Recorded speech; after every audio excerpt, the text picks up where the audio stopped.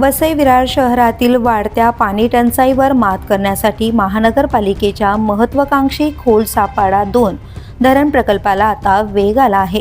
प्रशासनाच्या माहितीनुसार या प्रकल्पाचे 80% अधिक काम पूर्ण झाले असून लवकरच हा प्रकल्प सेवेत दाखल होणार आहे।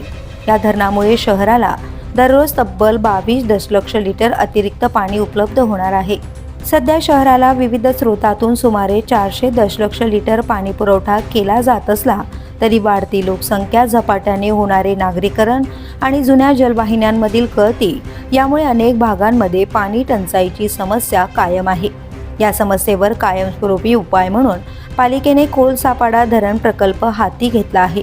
सुमारे 135 कोटी रुपयांच्या या प्रकल्पाचे काम अंतिम टप्प्यात आले असून महापालिका आयुक्त पृथ्वीराज बीपी यांनी नुकताच कामाचा आढावा घेत अधिकाऱ्यांना वेळेत काम पूर्ण करण्याच्या सूचना दिल्या आहेत। यासोबतच अतिरिक्त पाण्याचे प्रभावी वितरण करण्यासाठी अमृत 2 योजनेअंतर्गत शहरातील 10 ठिकाणी नवीन जलकुंभ उभारण्याचे कामही सुरू आहे।